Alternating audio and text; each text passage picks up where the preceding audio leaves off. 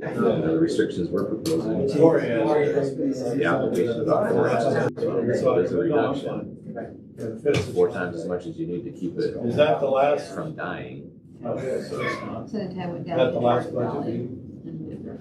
I don't see it unless you decide. They've got a lot more space down there. Yeah. Council decides. Of 19th of what? August. So that's been done by then. Well, that's our last regular meeting. That's not what I It has to be done by Well, September good. 1st. They got a good garden down there. Yeah. Yep. Okay. You're not putting a rule in. No. You just Sorry. Yeah. The world doesn't live in it. Thanks for being here. Rules. A recorder was asking if she needed to put you on the list. No, I don't want to. You don't want to be on the list. I don't want my name. Oh, sure. Thrown out any more than it has to be. I'm gonna start it off with John, thanks for being here. Hey, Paul, you have to park over late time. Get Constitution, circle for sure. Jeez. Well, hey, if you have any sense, you adjourn this meeting, we'll go watch all the dancers over here. More fun watching the little girls have fun. I thought they were all coming for the budget public hearing. Right up on this. They don't take. I saw you and I go, what, money again? It's a popular thing.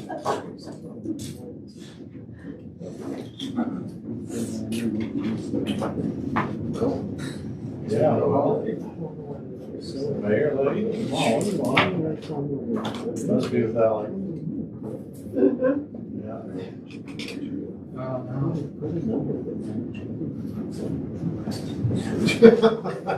Well, I think she's probably the reason why it's so long. Yeah.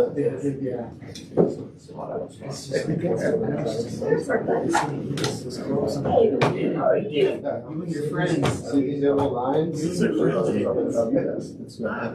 not no but you are getting on here, you're getting on here for some reason. I know, you're supposed to mellow out. Oh, no, I was never. Just up. Just a court closed. Okay. Now I know why you're good. I guess I'm You get up in your office. You get cold. Why were you there? You got it.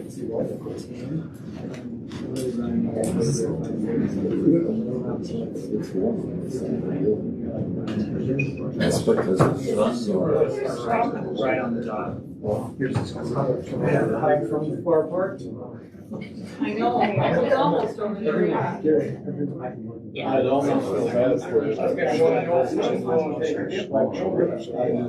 Really? They use that for valve broken. Yeah. You're taking.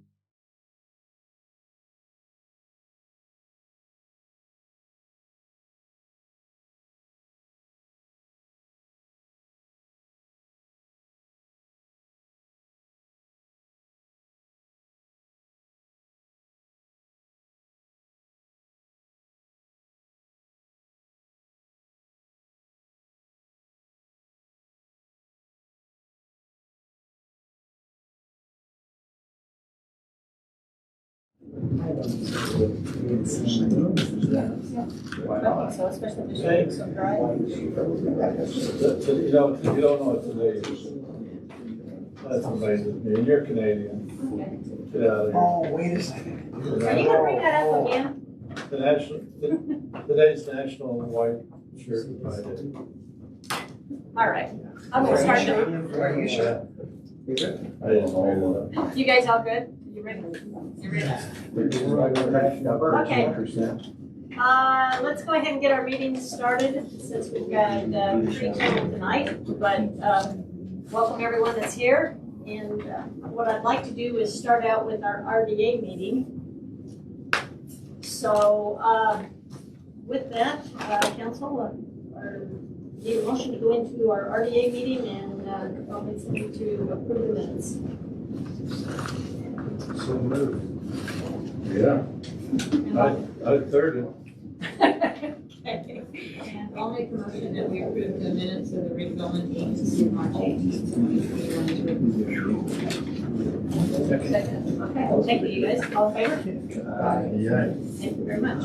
Okay, we'll now move on then and have Tracy go ahead and present the county portion of the RDA for us. Thank you. To this point, we're not here tonight to adopt the RDA budget. We're just here to have a public hearing and take public comment. And up to this point, nothing has been proposed to change in the RDA budget from what it was presented at the time of the tentative budget in May. So my recommendation would be that you just open a public hearing and take public comment. This is a public meeting. Is there anyone that wishes to comment on our RDA? Seeing that there's none, I will entertain a motion. Can we ask a question? Yeah. I was just looking at the expenditure budget, and under operations, for current year estimate, it was 1,002,306, and proposed budget is 36,100. So why the difference? Because that one's higher than all the other years, Yeah, so. it was. I don't recall exactly what's in there this year. Okay. It was higher. I'll send it to you. The range studies that we took on, that jailer study wasn't part of that, was it? The only thing that's gone up is the big controller, but I don't know if it's going towards that or not. Yeah, I think that was So it. the trolley. So the trolley got added into the RDA there, and Changed it, Okay.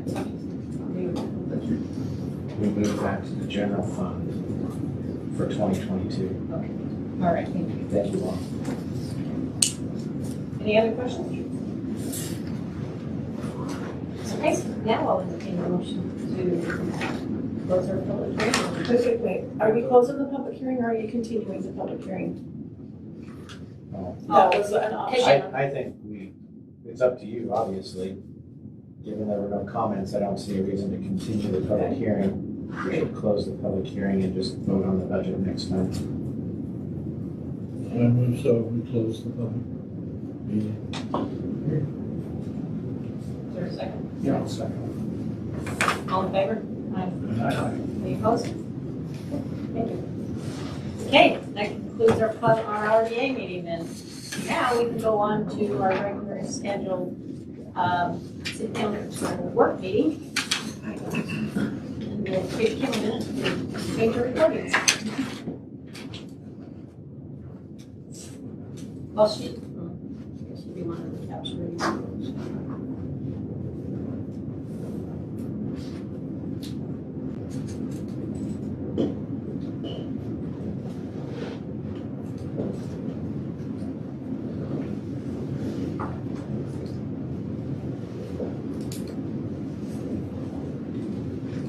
Okay, good. Okay. So now we'll move on to our work meeting, and as we usually do, do you guys have any reports you'd like to share with us, council members? I have a couple. One on our communities that cares, tomorrow morning, Destination Homes will be donating a $10,000 check to them. That's what President Wilson agreed to, and they'll go receive the check tomorrow. And then I attended so did the mayor, the Chamber's Legislative Affairs Committee this morning, and I told John from Weaver Basin to jump in if I don't do this right, but Scott Paxman from Weaver Basin was there and talked about the drought, and just wanted to share some stuff. He said it's a record drought. This is a 1 in 75-year drought. He said it's because of the low snowpack, soil dryness, and no moisture from the runoff. He said Echo and Pineview have never filled, and some may run out of water as early as July or August. And Pineview Water Systems announced earlier today that they're going to shut off August 1st.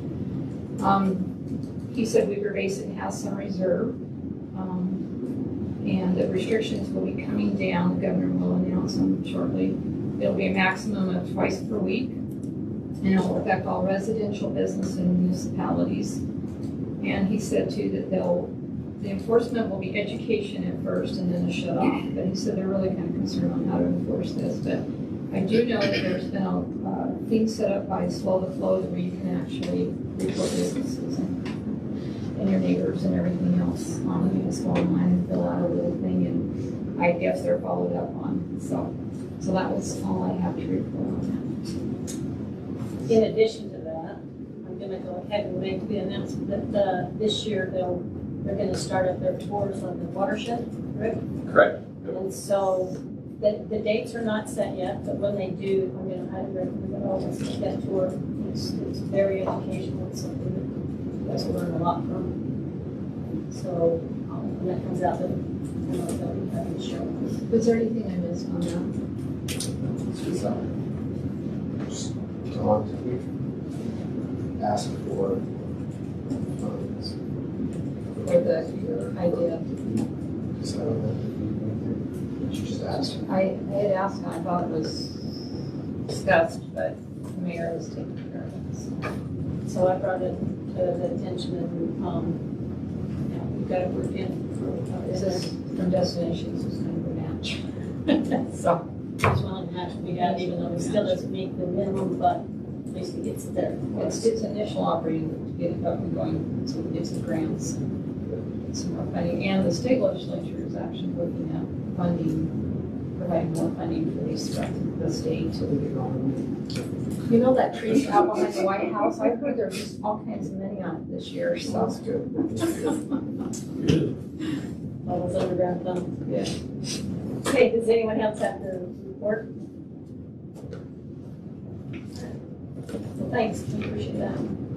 Let's go ahead and go on to our water presentation, which Mr. Jackson is gonna give us some good information here.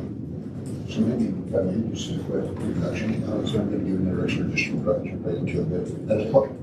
As part of the water conservation effort that you guys initiated and really emphasized in the push, one of the things that was talked about was the idea of having some kind of a dashboard, so as an independent user, you could look at your bill, have access to your bill full time, and see what your usage is month over month, how it compares to averages, et cetera, et cetera. So we did that, obviously, seriously. And great IT people, and public works people, and utility people, and they work together, and this is the result of that. We'll have some approach to you that, Very cool. before we launched it, we think it's good to want to get your feedback and any directions or adjustments that you'd like to see. We're pretty excited about it. They did a great job. It was all done in-house. So, This isn't my bill, is it? You're gonna show. No, we're gonna use some other people's bills. It's Tom's bill. And while we're talking about Weaver Basin, one of the key components, and John's here tonight, but the Weaver Basin is an invaluable asset resource for us as a partner in this. And so we're following on their coattails pretty closely, but we've developed the water use report. We feel like it's really fitting right now to be releasing it because I think it will help a lot of people understand where they're at. Weaver Basin provides these reports now. This is a web shot or a screenshot from their website that shows how to read their report, very similar to the one that we've developed. To be honest, we've basically followed their lead and done that, but it provides unique information related to the water use on every parcel that they have meters on. They provide that monthly throughout the irrigation season, and they've seen water savings in excess of 30% on some of the properties that have been using this simply from education, not from punitive billing or anything like that, just by trying to help people understand what they should be using and what they need versus what they are using. So screenshot of the one that we've developed, our IT department, GIS department, I've got some images, we'll blow these up, but so what we've done is we've also provided unique information for the city's customers related to their water use. One of the challenges we have is that with culinary water being used outdoors, we don't have a way to separate the indoor and outdoor use very easily. So we've had to do some things to kind of baseline that. But we do want to help customers understand their needs versus their use needs versus the patterns that they are showing, and then also identify some ways for customers to reduce their water usage. So the methodology is that we went and we said, okay, November through February is really a time when people are not watering outside. So we took their indoor use baseline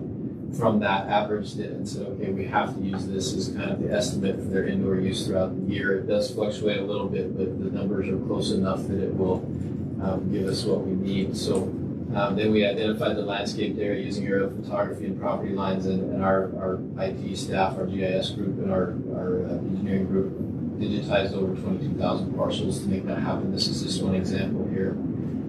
So we take out the house footprint and any of that hard surface.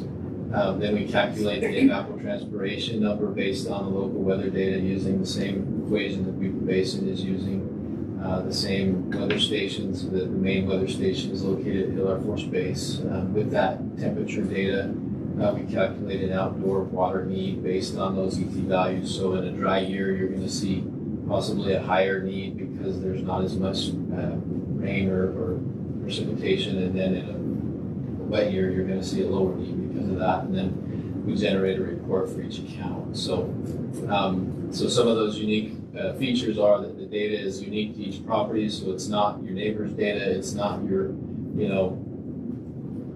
Bishop's data, whatever. It's not an average usage. Just here's your numbers based on what you use. We calculate the landscaped area, this outdoor need, the percentage of that use versus the estimated need, and then we graph that use versus need for the patterns to help people see what they're doing. So a couple of examples. I'm going to blow these up because they're a little bit hard to see, but we've got we've got two houses on the same street, and one is closer to where the average need is, and then one is kind of excessive in their use. So let me jump to a couple of these images if I can.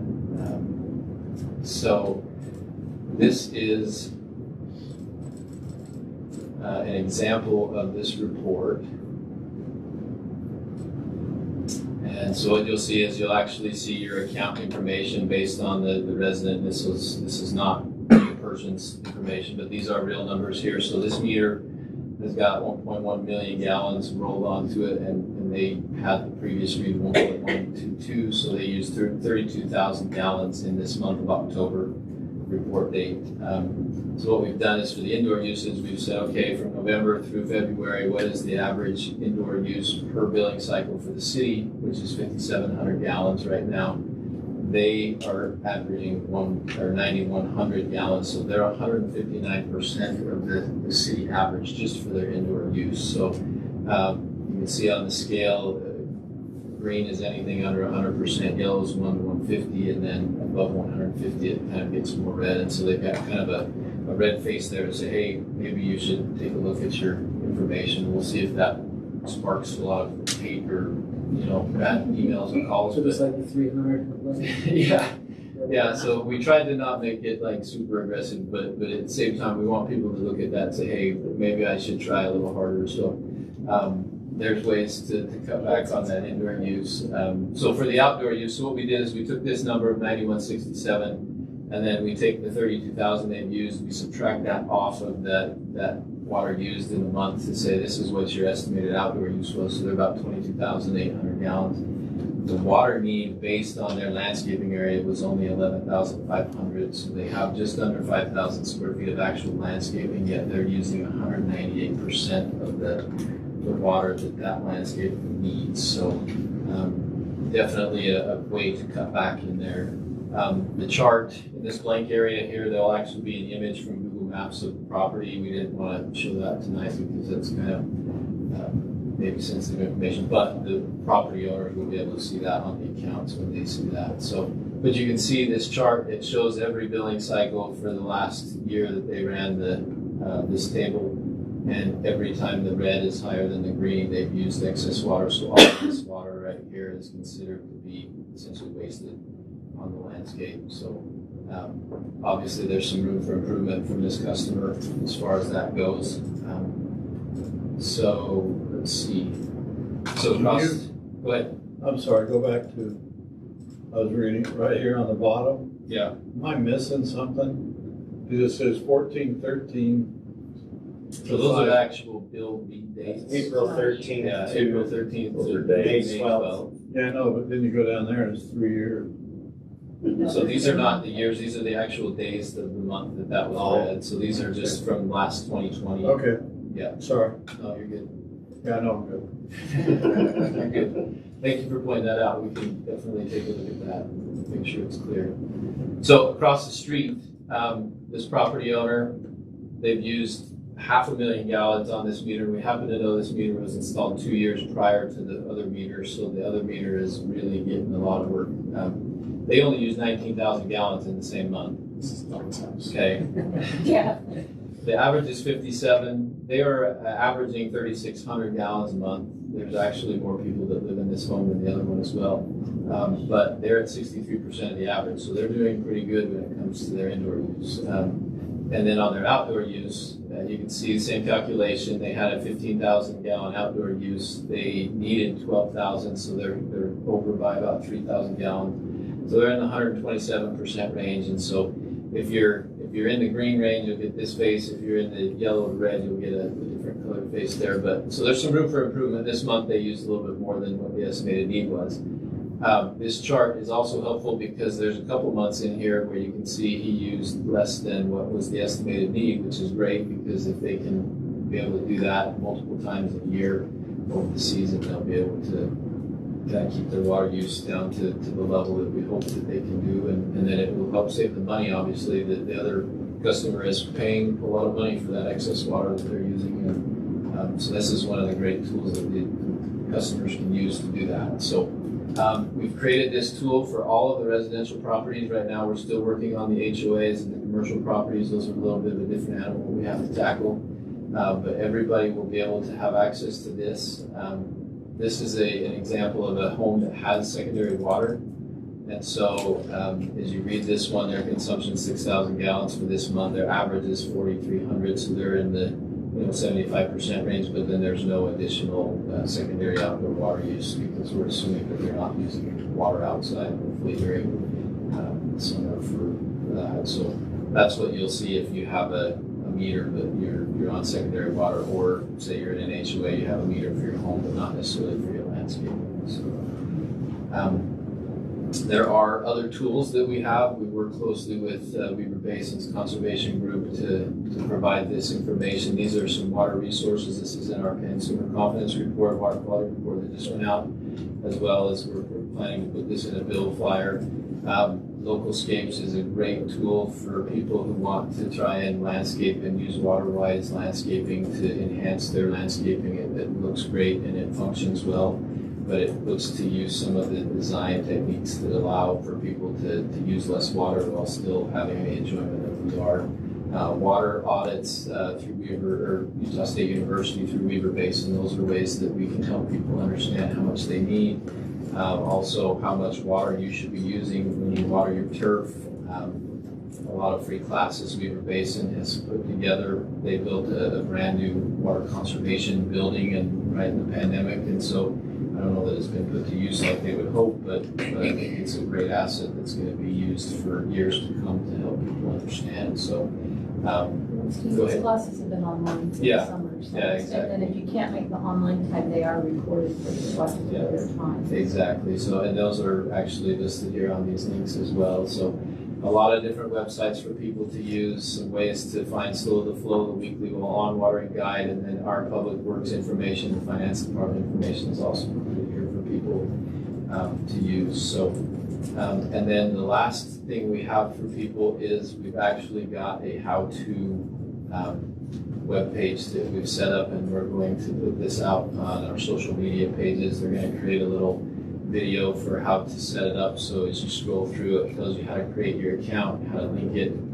to your online login, and then as you roll through, you'll start to see how to read your bills. There's a chart on your current account that shows your water use for the last 3 years and kind of gives you an idea of how much you've used. It's not as detailed as this other report, but it kind of gives you an glance of what's going on, but then it shows you the water use report will now be available for anybody who wants to see it to click on it. We're working on a way to actually email it out to all of those users who have a valid email account with the city as well, so that they will receive those kind of monthly as they receive their bills. And then it kind of talks about the water usage and how to understand what is on the information. So kind of working that up, polishing that up to get that ready. But our plan is to launch this on the 7th, next Monday, and have it be available for everybody to use, and hopefully a powerful tool for them to be able to see where we should be or where we need to be, especially this year. We need to be probably less than what we need, but hopefully it'll be a good tool, and we're going to track this as we go in the future to see if it's making a difference. And you've also got all of those links and education information that's right on our landing page as well under the water challenge. So Exactly. it's all part of the program. Good job. Good job. So are there You any guys did a great questions? job on Hopefully that. Just one little suggestion. Yeah. This little deal right here that indicates where you are, that was a little difficult for me to see and follow. Okay. If you can make that bigger and see, part of it's down below and then the other screen that was up in it. Yeah. So I saw the smiley face and the frowning face, but I had a hard time just seeing what. Kind of deciphering where you are on the line. Yeah, if you can make that a little bigger. Dial or something on the line. Just so you can see that or something. They've got those You are here. glasses. That's a great report. It's unreal. Yeah. That's just Yeah. one of the coolest things I've seen since I've been here. That was So they'll have to, they'll have to come in and sign up for it, link it their They account. don't have to come in. They can If- do it. Well, no, They're I mean, not already- come in, but online. We would like as many people as we can to start using our online bill paying system, and so it will be available there. They will need to have, sign up for the account online to be able to review their account online. They've already got an account, but if they sign in to have an online account, they'll be able to, access all of this information. If somebody calls us and wants a copy of it, we'll be happy to find one and print it for them or email it to them or something like that too. I don't think hopefully we won't have thousands of people needing that, but we want people to have this information in their hands. It's a tool that will help immensely for us, especially during these hot summer months or hot spring months, I guess I'm going to say too. So I know I live in an HOA, so I don't see it on the water side, but I know I pay attention to the Rocky Mountain Power one that comes out. It's very similar. Can't run the air conditioner that much. We're way over the neighbors, and I think it does affect people's decision making in a way. So this is an example of a street that's been digitized, and you can see some of these people have got a lot of hard surface, and other people have a lot of landscaping. So it will vary based on your lot. And a couple have pools. Yeah. It's like, so that might be where some of the water's at. Tom's gonna pay pool. I think that looked good. No, yeah. I think Yeah, we'll get that launched. One other suggestion for you, Tracy, I mentioned it a couple months ago. I still get an envelope to mail in my payment, even though I'm auto pay. Yeah. I'm still getting the envelope. I think it's for the guy who does our print mailing. I went back and talked to her about that, and it's just too hard to determine He'll get some of that. to pull out the envelope, so it's. It's all part of the antiquated insert machines. So we'll go over it. Just pull them all out. And then say if you want an envelope, put a stuff, tell us. Imagine how long that took. I guess that would be up to you guys. Utilities, and that's Not provide that or as a not. whole. I mean, just from the standpoint of the city, it was, I was in a conversation with somebody today about the governor saying he wanted people to pray for rain, and we're giving him a hard time about that. Well, you can't just pray it in, gotta do something about it, He had 2 declarations of emergency beforehand, a couple of executive orders. So we have stuff on our website about how we want people to conserve the water conservation challenge.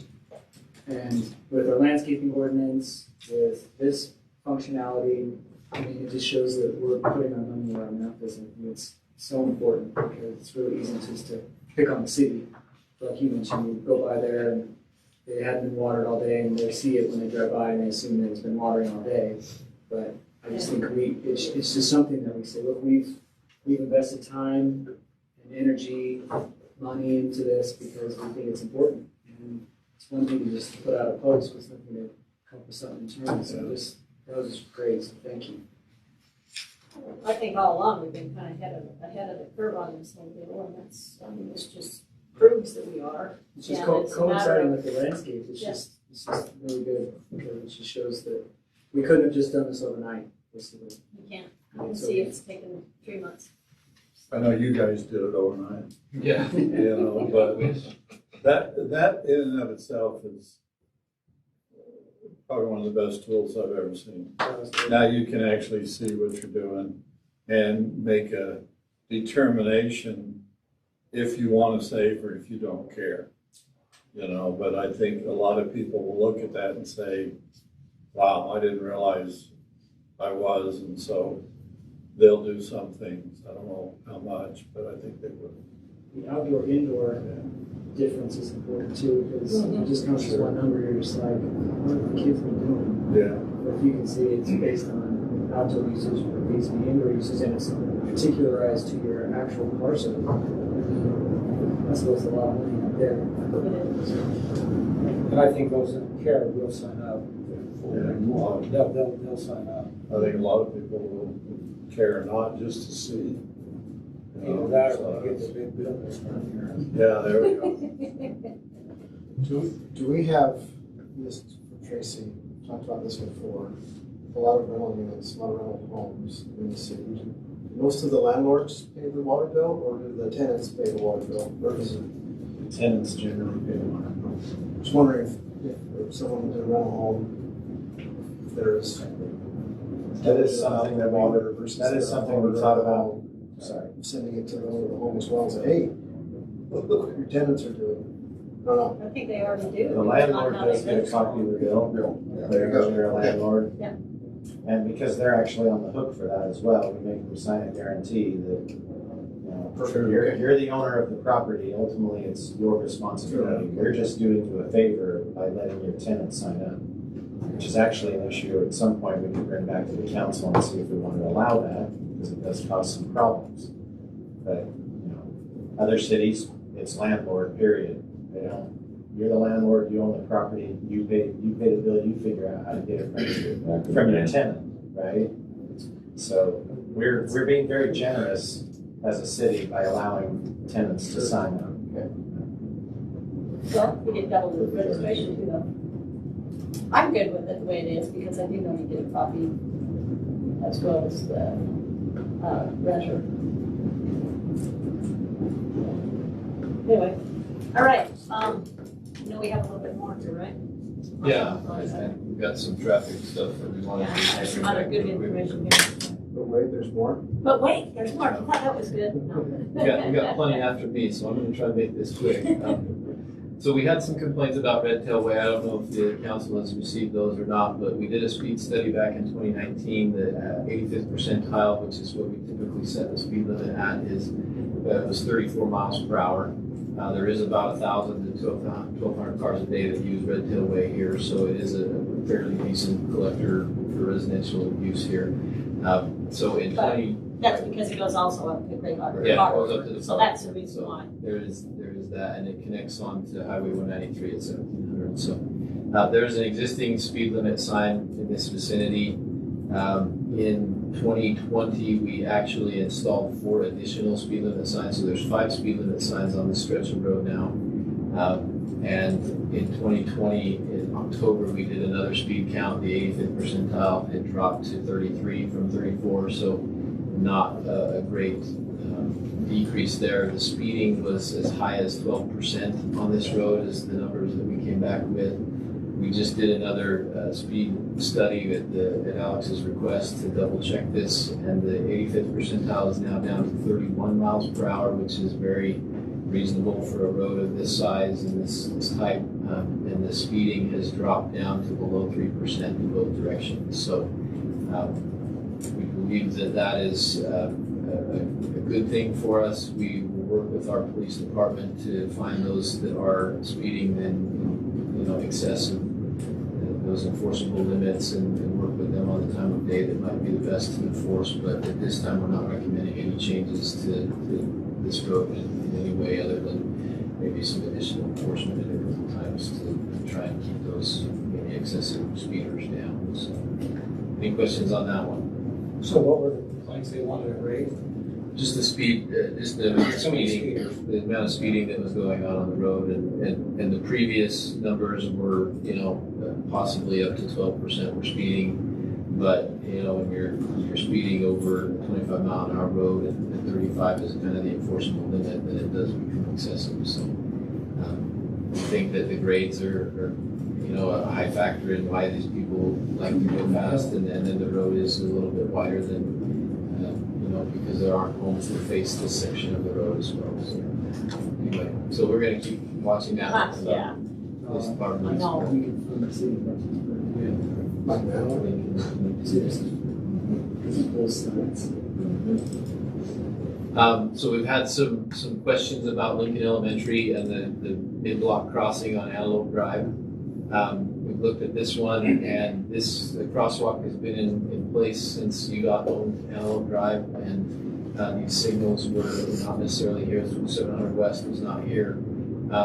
This roadway does not necessarily warrant a pedestrian crossing at this location. It is about 27,000 vehicles a day cross through this road. This is a school crossing. It's a reduced speed school zone. We looked at a hawk crossing here. In order to put in a hawk crossing, you would need to spend almost $100,000, plus it would impact the traffic flow, not only of our own road here at 700 West, but the concern is that you would also impact the state route on Hillfield Road because of the amount of the coordination between these two signals that needs to take place. This reduced speed school zone is already kind of an impediment during those times. I was backed up all the way to Hillfield. Yeah, So at lunchtime. so it's already an issue. It's already an issue in School's in school. right now. Yeah, I think it was. It was the last day of the day. Last day of school. Oh, the last day, okay, so Yeah. I've been on that, it's been backed up. so if a hawk crossing was installed, that reduced speed school zone would need to be removed, and the reality is it's not far enough away from either signal. To be totally frank, if we did anything to this, we should actually remove it and ask the pedestrians to walk to the signalized intersections at both sides, because it's 800 feet away. I know that's not a popular answer. That's an engineering answer. It is an engineering answer, and I'm not here to tell you how to do things politically, but that's the answer from the engineers, is this could easily be removed and people could walk to the signals, and it would be safe and it would be effective. But right now, we are kind of encouraging people to use private property to park, to attend events at Lincoln Elementary. So our recommendation is that we don't do anything to this. We leave it as it is. It meets the standards for the reduced speed school zone crossing we have now. A couple of improvements we are planning to do this fall is to put a raised median along 700 or at Antelope here to prevent people from using the Chick-fil-A entrance as a left turn in and out. It's a problem. It creates safety. It creates safety issues there. And the Chick-fil-A has actually taken out a street right-of-way permit to actually fix this island to make it ADA accessible and cross through there. And so that is in the process of being completed as we speak. So the funding for this project, this median, is actually in the budget that you guys will get to approve and vote on coming in. It's nuts. So. Have we got any issues on that crossing in front of the church? I know we're gonna get all kinds of stuff, but I mean, and I don't mean to say this serious issues, but I mean, is there a common problem? The biggest complaint we hear is that people want to use this because they don't want to walk to the signal.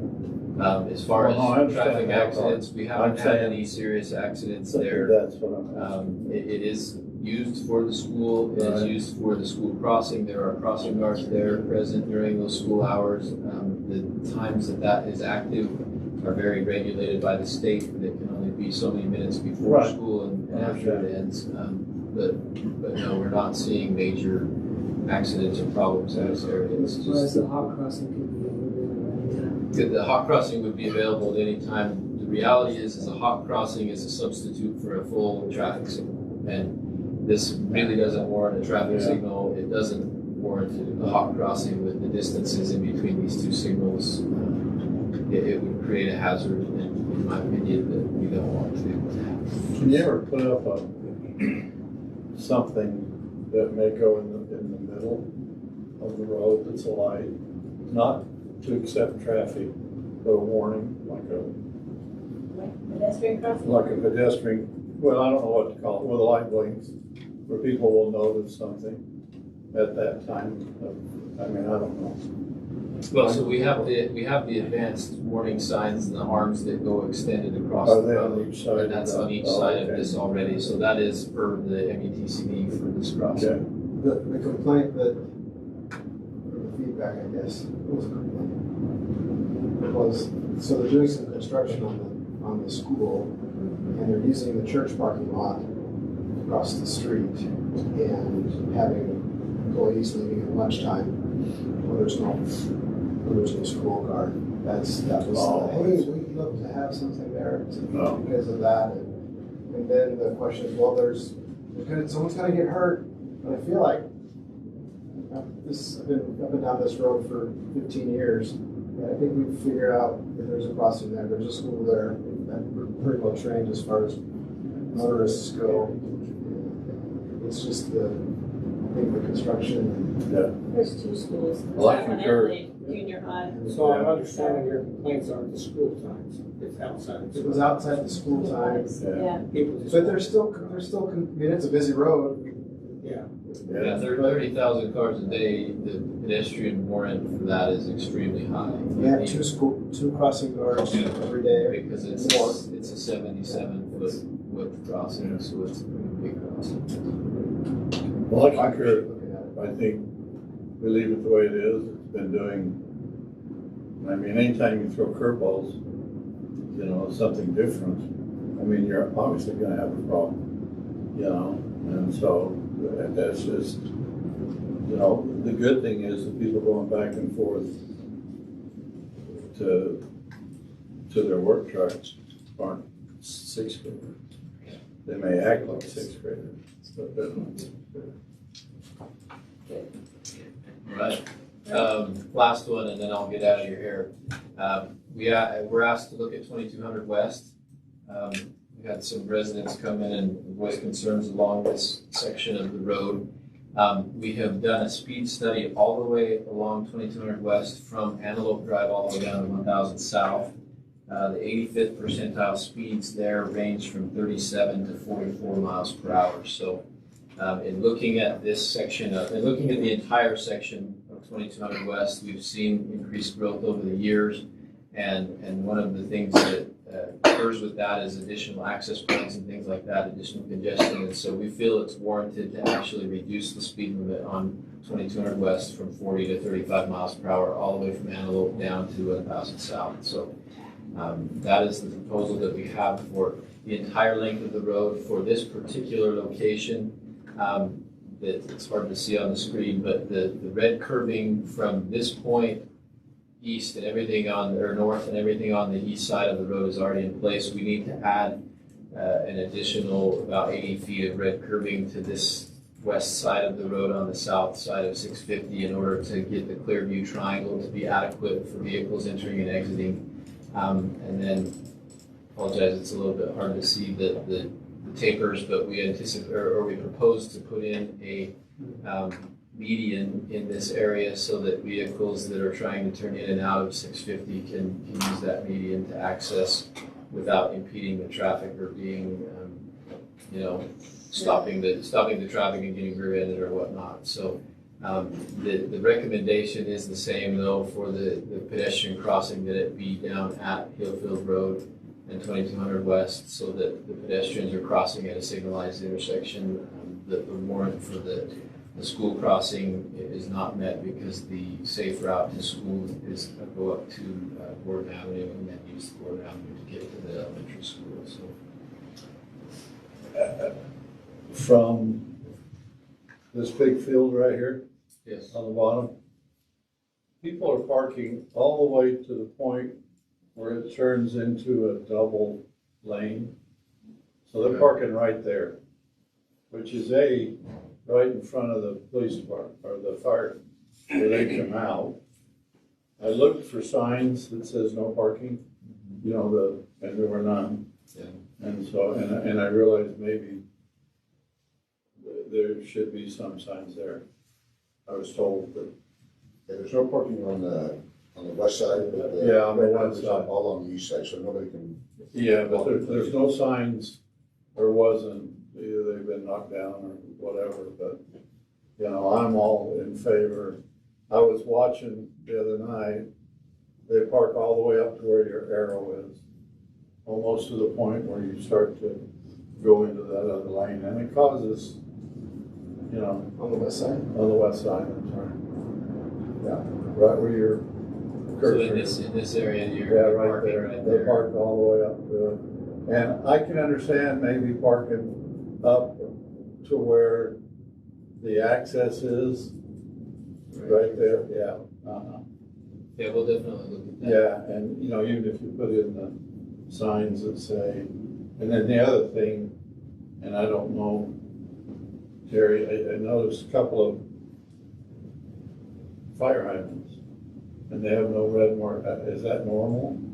There's a couple of them down there. They don't have the curb marked red. Well, the curb, yeah, the curb's not parked, yeah. The curb is red, but not in front of the fire hydrants. There's no sign. Yeah, it stops.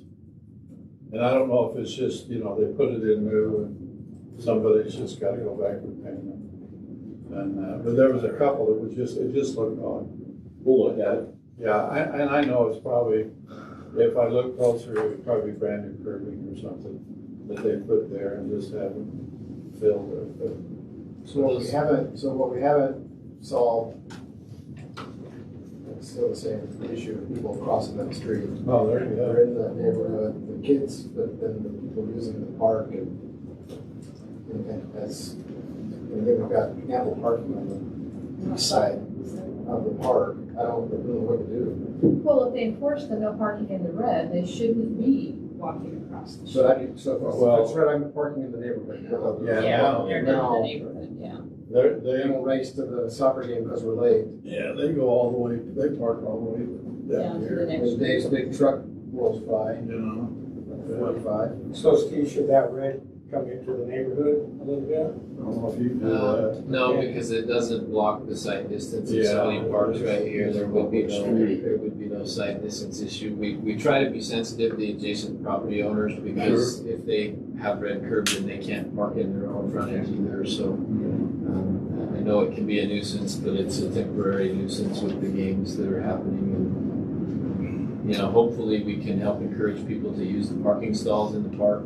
I know it saves 5 minutes maybe, but I don't even know that it's that much. It's more of a, Do you think, just knowing that we're trying to address this issue and let the residents there know that we're taking it serious, can we at least maybe put up those temporary A-frame signs like we post when we have a public hearing? To just say, to remind folks that this is a no parking area, please use the east parking lot. Or anything like that. I just think especially as we're trying to address this issue. You're talking about in addition to the red curb or? Yeah, because you'll end up putting your red curb in there. And I'd say at that time, if we could just maybe put up some of those temporary A-frame signs so that they, On the road going into the subdivision? it would be wise so that those folks don't have to deal with it. Because otherwise they're going to come back and say, well, now they're all parking in our neighborhood. Right, and that's what they'll, exactly, that's what they'll publish. But then I'm actually thinking more That's what I along said. that, that other west side there that we don't want them, right? Because you don't want them, if they park on the west side where the field is, they're gonna turn around and just walk across that street. And they do. And they do, and we're not really solving our issue, really. I think we need to make awareness, let these guys know, hey, we do have plenty of parking. Yeah, you gotta walk a little bit, but go to the east. It's just a temporary You're talking about suggestion. I'm just trying to understand, so you're talking about until the red curb is installed, curb signs, or you're talking about even after that? I think we almost have to do it for probably a month or so. Whenever if you want to do it now, it'd be great, or when we take it. I just think it's an education process we're gonna have to go through. Why wouldn't we mark that whole road, the west side red, with the exception of that house that faces the road? But from, Doesn't the ordinance restrict you it? know, go from like here, why wouldn't that be red? That's what I remember. Because on the, There's no curb, but it would have. Yeah, yeah, there's curve here. Yeah, there Dirt is. there? There's dirt all along No, here. it's like- But it's just like Oh, when we it's had, over east, or highway, what's it called? Billfield? We curved the other side because of the traffic. And like she said, when they park here, they don't walk to a corner. They just go across the road. They do. You know, and I know you can't help stupid, but at least you can curve it a little bit. I think it's sufficient, I think we're taking the residents' concerns. Well, all I'm saying is, I think lowering the speed is a big deal. I think we've done all On we that, can. in that middle lane is a big Yeah. deal. I think we've done all we can. I think it's yeah. I agree, but, I know this isn't the topic right now, but, and I know it's slated for construction, but Sugar Street's still coming up. So I think as I drive through there every night, have to drive and cut through Tom Randall's and everywhere else to get by, can we do the same thing there? Turn lane in the middle, even temporary till the construction's done? Because that way those truckers will get in the middle of the road and there's still traffic that flows on both sides. Because as I've gone up and down and over the years, I've complained a lot and said red curb it.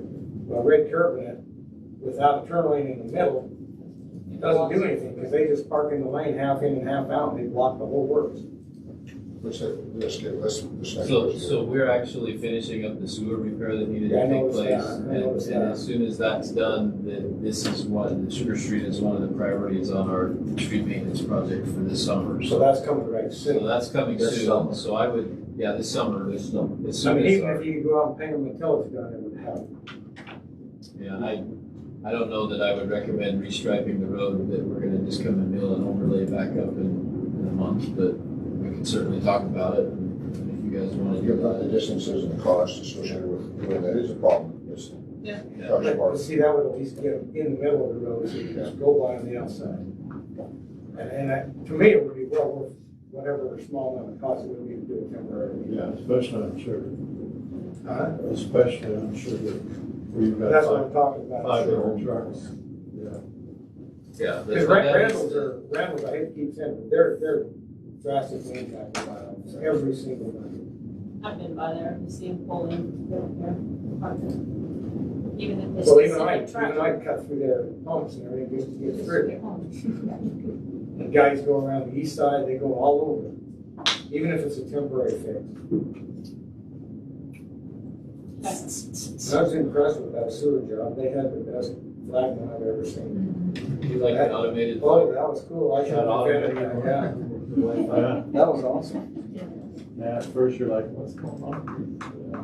I thought it was something real serious. But then I thought, you pay for a lot of those with the flagman. How they work. Yeah, they did. Thank Okay, you. is that it? Yeah, that's. Okay. Interesting, though. Yeah, thank you. All right, let's go ahead and move on. It's about half hour. So, Kevin Ward, I think you're up to talk about your bid award. Okay, well, Chief, excuse me. John, why don't you do we want to give a quick update on the fireworks Oh, yeah. restriction area. We had to submit that, before we had to submit that to the state, so we just wanted to make you aware of it. Yeah, What was it? this is just some Just bit of information that it's kind of, you guys kind of teed it up with water usage there, but we gotta pass them around there, but this is just the National Energy Agency Fire Center puts out kind of a predictive services they put out, with the wildland fire potential outlook, and this is the whole study right here, so I just kind of captured a few pages of it for you folks. It's got June, July, and August, and those, if you look at the diagram on there, you can see the significant wildfire potential outlook for June, July, and August, and you can see how it affects northern Utah pretty significantly. Again, we know due to the drought and the situation we have, we've got a lot of fire potential. So we had to, by June 1st, we had to provide a firework restriction map to the county. Normally we just sent that directly to the state. The legislative change that now the county was going to compile the data from the cities, and the county would handle that as well. So we still provide a map to the state fire marshal's office, and ours is probably one of the best thanks to our IT folks again. It's an interactive map, so somebody can actually go in there and they can put in their address, they can click on it. We have the links on our website. We'll have it again on our fire department homepage as well, so someone can click on there with their address and they can see if they're in a restricted area. Again, we are recommending that we hold the restrictions we've had in the past. We've had since 2005, we've had a restriction on fireworks east of 89 with 0 fireworks, which we were proactive in that many years ago. And then when aerials became allowed by the state legislative change a number of years ago, we realized that we had to have some enhanced restrictions for the aerials, because that's where typically our biggest problem is. Our biggest problem we have really is illegal fireworks too as well. The ones that are illegal, such as Roman candles, single shot mortars, bottle rockets, those are the ones that really cause significant problem. Those are already illegal, but even the aerials themselves can still cause potential. So we have the restrictions in place again as we've had before in the past. We've gone through, we've identified it. We can't just do it all ban in the city, as Gary knows, that we can't just say we're not going to allow fireworks anywhere. We have those restricted areas we've had in the past. We feel real good about the line that's been drawn. And I know there's going to have to be a line in the sand somewhere, so some people get mad because the person across the street's okay to shoot aerials and they're not, you know, their house. And so there has to be a line somewhere. So we've adopted the same one again. That's what we're recommending again. And by basically our code, we can do that and continue to have that restriction. We were actually the first city, I believe, that opened up the city parks for people to use in the restricted areas.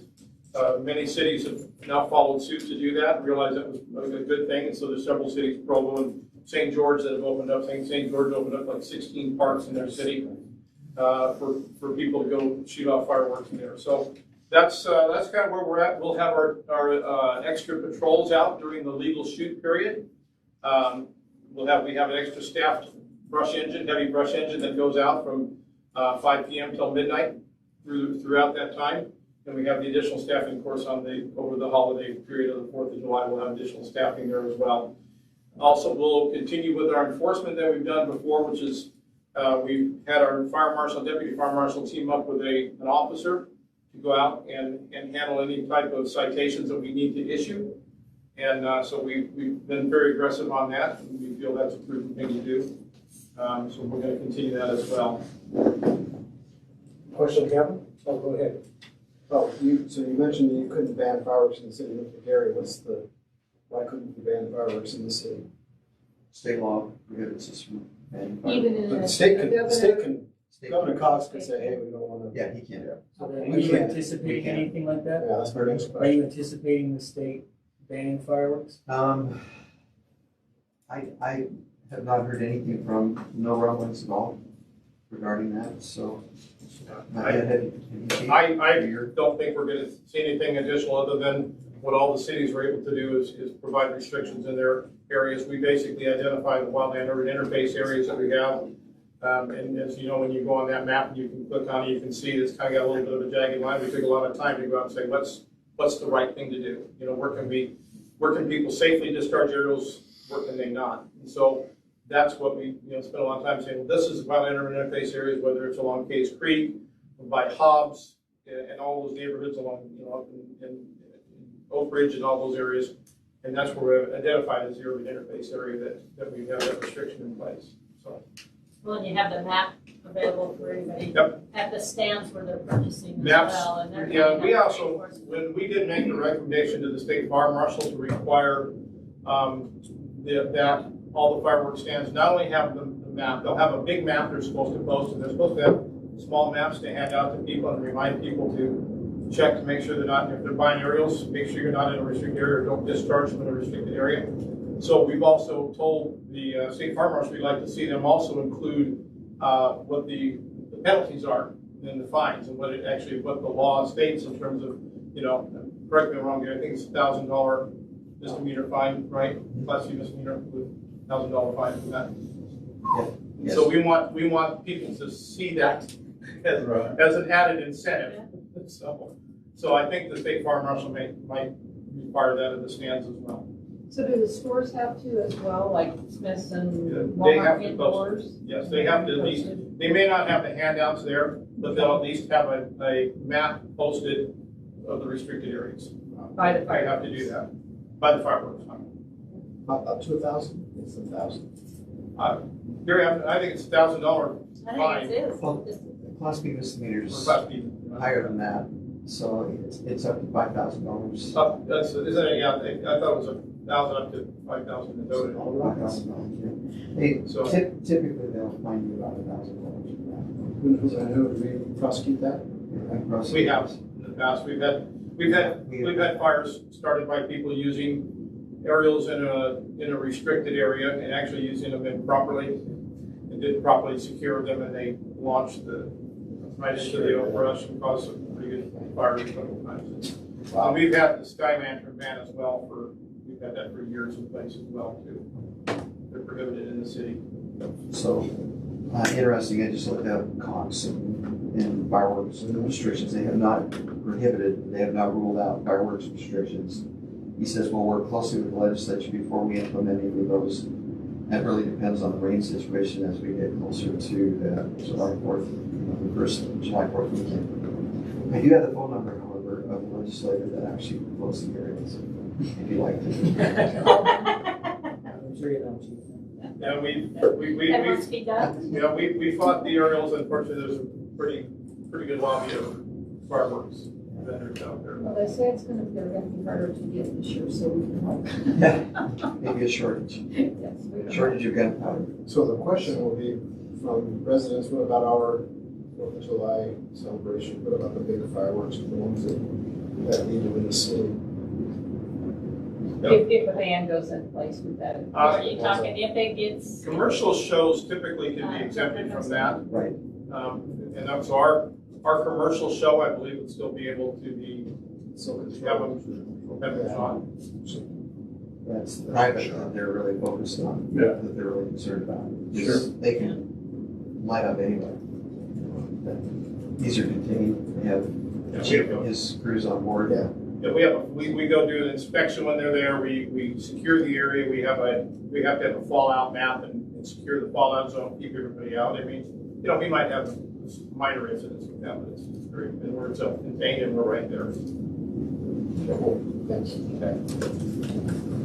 Tom doesn't have weights, he doesn't have to buy extra insurance. I was just wondering on your maps here, Uh-huh. by August, we figure central Utah south will all be burned up, that's why it's not a problem. Yeah, pretty much, it'll all be gone by then, so unfortunately. But you can see, this is the earliest significant wildfire potential outlook that I've seen with the largest area in years. Yeah. Hawaii. I know, yeah. Yeah, it's interesting to see that, and so, it doesn't get, like I said, July is, of course, is just as bad. August it starts to ease up a little bit, but we anticipate the fire season going on into September again, all the way into October. That's good, I'm glad you brought that for us, thank you, I'll know.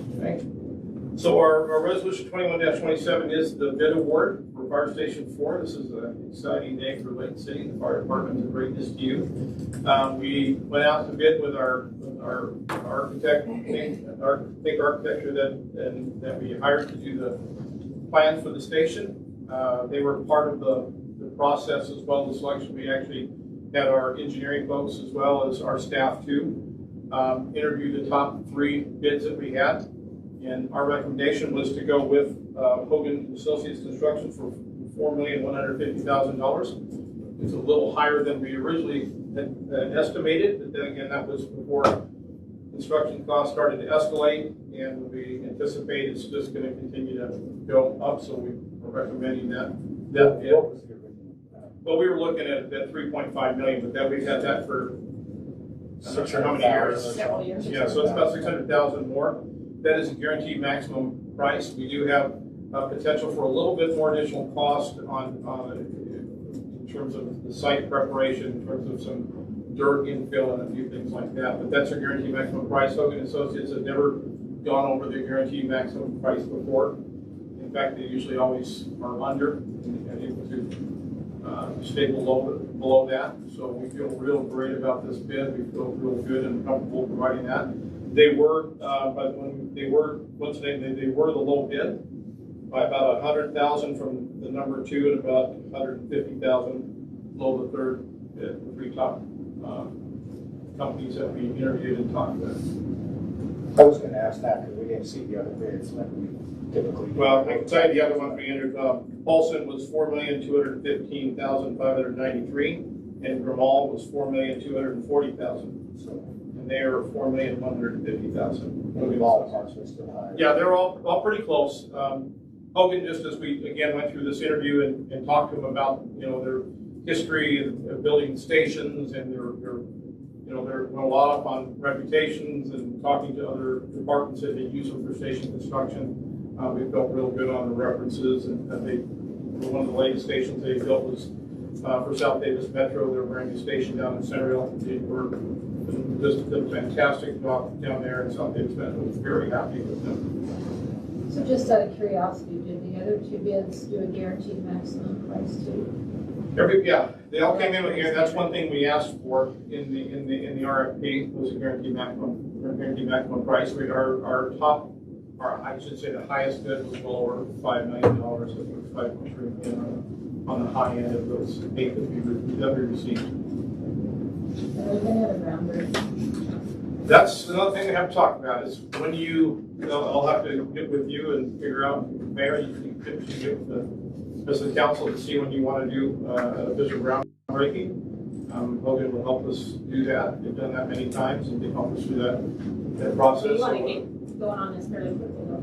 Yeah, And they're open to get started as well? They are. That was one of the things we talked about was concern on how quick they could get started because, you know, construction companies Yes. are really pressed for time. And so they guaranteed us that they were ready to get going. They were going to start getting everything ready so they could get going right away. We anticipated it'd probably be the end of July or 1st of August when they actually get started, which actually has worked out pretty well with the Highway 89 construction. If anybody's been by that site lately, one thing I don't think we have to worry about is compaction. With the amount of equipment and everything that's been sitting on that they've been using that as for their station amount of equipment and everything there. So we feel real good about that. So that'll actually work out pretty well. They're anticipating construction time frame is about 10 to 12 months. Start mid-July. Probably end of July or 1st of August is what we're anticipating. Then we're looking at a 10-month time frame. Well, let's get it done before we get the fire. Well, No? yeah, we'll have that Won't be station anybody for, around. we'll have that station for next year. There you go. Right up in the interface. Well, thank you. We really appreciate it. That's a good update. Just a correction, I apologize. In 2019, they reduced all the misdemeanors, and so the class Bs are about.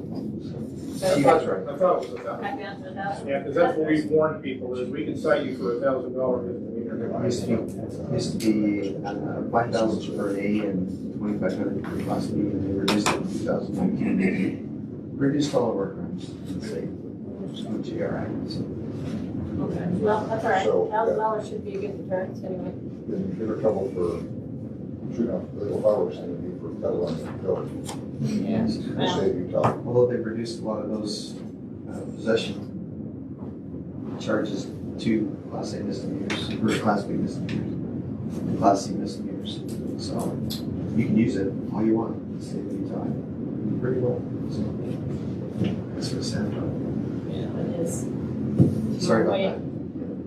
I remembered that they reduced it, but I didn't remember how much. Let's see there. So Gary, does anybody ever get charged anything beyond that for these fires they start sometimes? Or is that just talk? Well, if there's insurance in place, we have had one major fire where an insurance company did pay the homeowner's insurance to pay because they started it. But if there's no insurance in place, it's pretty hard. You know, you get a kid that lights a fire because he's taking, you know, his parents' lighter and the office fireworks. It's pretty tough to get any money out of a kid like that unless there's some negligence on the part of the parents. And even then, to get something out of the parents is pretty tough. So, no, we never get a return on that. Even the guy who started the biggest fire in the state, you know, by burning his ditches, didn't pay very much. It's the state of Utah that essentially pays the difference. Okay. Any other questions on that? Let's go ahead and move on then to our budget information and Tracy. So just a couple of things, I know we've got Tim here as well. We have a public hearing tonight on our budget. We're not intending to adopt the budget tonight. We'll do that, adopt the tentative budget at the next meeting. I just wanted to have a little timeline here. And one thing to bring up for you to think about, we are not required to mail a flyer or education piece out. That's not part of the required publications. But if you'd like to, and if it's a recommendation, I know staff would probably think it's a good recommendation. Alex can speak to that if he feels like it. But on July 8th, we could send a flyer out in the utility bills to educate people as to the reason for the property tax increase. And then my intention there would be to most likely avoid an open house, to have to explain the whole thing, where basically every city in the county is participating in this in one way or another. The county is going to issue a couple of combined advertisements related to it. We are also going to have to advertise related to that on August 1st. We'll hold the public hearing on August 5th. We could actually adopt the budget on August 5th after the public hearing, but at the same time, while we're at that hearing, if you choose as a council to continue that, given whatever statements are made at the time, you could continue the public hearing to the 19th, and then we adopt the budget on the 19th. Where we're just swapping a rate with the county, right? I wouldn't anticipate that this should be a big deal. But anytime you say tax increase, and we're not allowed to put any education in the notices, so that might be a good reason for a flyer to explain why. So can you give an example, like you currently pay it here, but it'll be here Yes, in taxes? exactly. So you can kind of show that. So we would propose to go through and discuss the why it's going to happen, and this is how it would affect you, which would basically be zero. I think we should do it. And we can write it, we don't have to take county information, I mean, we can write it the way we want. On our flyer for the utility bills, Right. yes, we could write it how we want it, make it an education piece. Make it where people The can others understand. all have to be per state Right, code. yeah. And I they- think Don's right on an illustration. Yeah. Illustration really kind of helps sell Okay, You can use my taxes if you want. great. The group is, the group of cities that are with the county or have engaging somebody to write up a proposal, whatever they can use if they choose to, you can modify it as you want. That can go in the print media, but also thinking about trying to have some television media around it, a story that would be flat-based about the importance of the change, not so much on the tax increase, that would be part of it, but to explain as an interest story about the evolution of paramedic service in Davis County and with the growth, how this strengthens it. And which we think, as manager talked about, very positive, and there's a lot to be excited about. But you just look at the tax increase, you think that, but if you actually look at what is changing, this is a monumental shift in terms of the provision of mass life support all across Davis County. It's a big, big deal. They'll significantly improve it from north to south and east to west. So there are some of the departments who have relationships with some of the television people that love these special interest stories. In fact, the guy that does the officer, the recognition of law it. Find the enforcement, badge. yeah, he's one of those. And so there's at least talk about doing that ahead of this to give people an idea of the why behind all this. And we can, so we'll have a chance to look at that, and then we can modify it as we see that give us a starting point. What I'm concerned about is we will most likely be the only city that does just a straight pass through. Everybody else, it sounds like, is going to have to do something because they haven't been doing it. But we get caught up and, they hear that taxes are going up, based on other cities. We're not. So I think anything we can do to say, no, we're not, because we've been doing this. The south end, they won't be doing it, of course, but they're in the same kind of situation that we are. So if we, the middle, just anecdotally there, last time we met on this was a few weeks ago, and the general question was asked, what are you hearing? We just talked about in some of the cities have sent out flyers and what's been the response, and actually all of the managers said it's been very tepid. That quite supportive. A lot of people called with questions about why are you doing this, but when they explained why, they haven't had anybody, any groups or individuals even rise up in opposition to say, we don't like it, but this makes sense what you're doing. Kind of hard. So it doesn't mean it can't change, but they're substantial. So you mentioned an open house. I personally don't think that would be necessary. Just send a flyer out. Public hearing. Okay. Great. The other thing I wanted to touch on briefly, just a few changes since the tentative budget. $10,000 for the communities that cares is proposed to be added in. $615,000 for the property tax difference. We need to increase our property taxes, but then we also transfer that to the EMS fund and make a payment back to Davis County per the agreement. And that's the number we were waiting for. And that's the number we were waiting for. And then it's been proposed to put another patrol officer in, so instead of 1, 2 officers, that's $143,000 with the vehicle and the officer and the equipment and everything. As we were reviewing some accounts due to the water rate increases the past few years, the Parks Division is under budget in their water bills, so we need to add $126,000 to the Parks Division to pay for water. And on the pickleball complex, there was an increase in that contract, so there's a need to move $125,000 from RAM to the CIP fund. And I believe it's the same project. I forgot to note it on this page. But also in the pickleball complex, since we signed that contract, we have a need to move some of that budget into this current year instead of it all being in next year. So that's what this is doing, is reducing next year's budget and increasing. Well, I'll bring the increase to you at the next meeting when we do budget amendments. And then there will be also, which I didn't add to this list, an amendment or a change related to the fire station. As Chief Ward just mentioned, the contract increased over the money that we have set aside. We can get about 1/3 of that money from impact fees. And so, if we had 3.7 million already set aside in the fund, and it's 4.1, then we need 400,000 or 500,000, and we'll get about 1/3 of that from impact fees. So we'll bring that forward in the final budget in a couple of weeks here as well. That's pretty much all I have. Tracy, a question on number 4, how increased cost of water for the parks there? Explain that. So the parks are covered by the general fund, by the taxes, and they still get a bill from the water. You send them a bill. We send them a bill, and they have to pay it. And so. What does that bill look like? Do they have a happy face, or do they have a sad face? Look at there.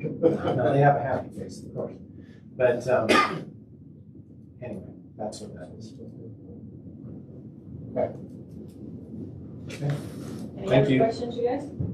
Concerns?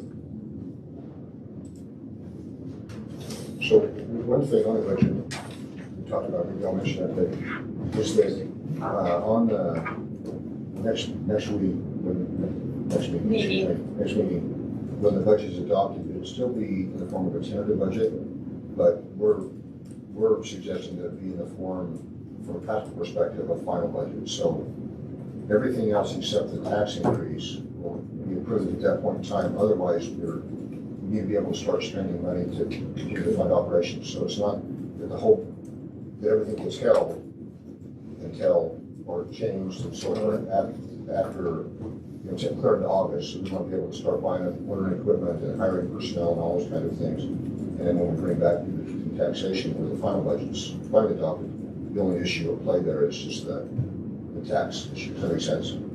Yeah, that's our beginning of our fiscal year, so. Yeah, we've got to have a revenue stream to continue moving forward. Thank you. Yay, Tim, we didn't cut you too short. Oh, no, it's all right. We'll continue where we left off last time. Okay.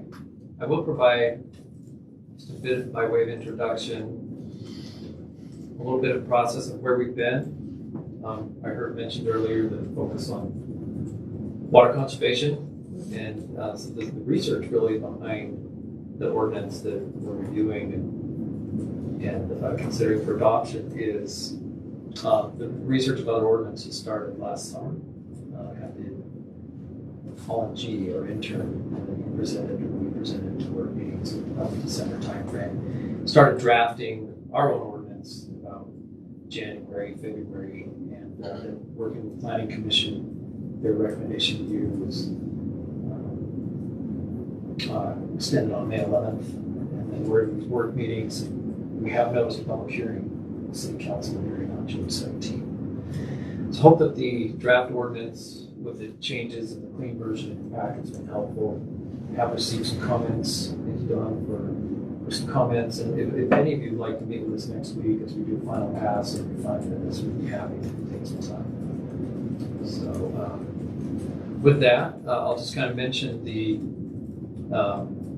just fly through these images that we reviewed last time, looking at water-wise landscaping principles, purposes, really for aesthetic quality, water conservation, as well as heat reduction, places for recreation, the application of the requirements, the bonding, the guarantees, and the plan submittal requirements. We reviewed these last time, and some of the standards for plantings, the design principles that are worked into these standards. We talked through. We talked about what a street tree and park strip planting design standards could look like either within the park strip or within 10 feet of the park strip, providing the aesthetic quality along the streets while applying the greenery and plant materials, but drastically reducing water consumption. So we got to the point of our transitional landscaping and fencing. This is Can I ask really you a question first? Yes, please. So, private residents on Park Street, it's recommended they do those things, but can they still just rock it? Can they pave it? So Do they have to have planning? There have to be some plan too. So how come the city is putting in all gravel in certain areas when they're doing sidewalk projects? And there's all kinds of Big that roads. are already in rocks. Yeah, and we just, on King Street, we just got through putting in curb and gutter and all that's being put in the Park Street is straight rock. There's no sprinkler systems in it. And we converted over, Rocket Park, Chapel Street Park. All the Parks Department has put in the Park Strip is rock. I mean, it's, I can name a few other places where the city's done sidewalk repair or addition in the Park Strip is nothing but gravel or rock. I I personally think I'm okay with that. I'm okay with it as well. Okay. So maybe providing some exemptions situated or either as I think Now, commercial, all that, you know, peer reviews, all that, I'm all for having plans, have them do plans. But I think the private residents should be able to do pretty much what they want. If they want to do just all rock, or if they want to put pavers, or maybe hard concrete, no, because that's a Well, pain in the butt. You've got that and asphalt you don't want to do. That's No, what I'm those saying. I can see. Yeah. Yeah, you wouldn't want Anything that's removable, so rock, pavers, those things. That's just less watering that has to occur. Especially, And I drove it around, there's a lot of it already. Yeah, already. yeah, no, I'm just saying, put in red rock. some like red rock and others Oh, like for a red curve. No, some people already have it in. So, But I do plant weeds. one point along this line that was kind of discussed a lot at the planning commission was, a lot of times it's the maintenance of it, not what's there, but the maintenance. Right. See, the example was brought out, as you remember, Tim, you were there, about the front yard that was a garden. It was fine because it was maintained, and the yard that was a lawn and grass and everything that wasn't maintained looked worse. Same with park strips. Yeah, grass park strips that look horrendous, and you have stone ones that look great because they're clean and nice. Yeah, and the mulch standards of the depth of 3-inch minimum. Yeah. Fabric thickness if it's applied, and those design standards would definitely apply to it. Yeah, I mean, especially when we're talking about saving water. And what about AstroTurf? You know, I know that you guys went into detail on turf, but the fake turf. Yeah, that's a really good question. I don't think that's been addressed. Yeah, and I'm Specifically, thinking. not necessarily precluded. So we Yeah, can take a more no. careful look at that. that'd be great. I'd love to put that in my front yard. Wouldn't have to mow. So that was my concern. I think a resident should be able to do those, except for the permanent asphalt concrete. Are there municipalities that allow them to just do whatever they want in the park strip? That was not part of our research matrix, but I don't think it'd take much to find out. Because I'm assuming there's lots of them that have, this is what you can't do, right? But, so And I don't really have an opinion. I guarantee Tom, if they want to do it, then they should be able to do it. Yeah, with the exception of a couple things. Yeah. I think the only issue is access to utilities, because that's where most Yeah. utilities Yeah, are. right. But, you know, our big infrastructures are in the street, but any, your telecommunications, your gas, Yeah. power, all those are in that, typically in that right of way. So like Tom said, I think if you, Which is removable. you Yeah. allow any permanent, That's a good in fact, right now, somebody does that and utilities come through, and they'll tear it out because they have an easement there, and they don't replace it. Right, That's right. the Should be all responsibility. Yeah, if you put in, if you have bark, they'll work with you and put that back, but if you put in hardscape, you know, they've got a jackhammer out or Yeah. put out, they'll. So is there any other policy reason why we should allow them to do that? If they want to? And we have the Engineers are restriction gone, on but there may be, the we can take a look at that, and see if there's anything besides the obvious of concrete and Yeah. asphalt. Yeah, just removable. But, the only reason that wouldn't work.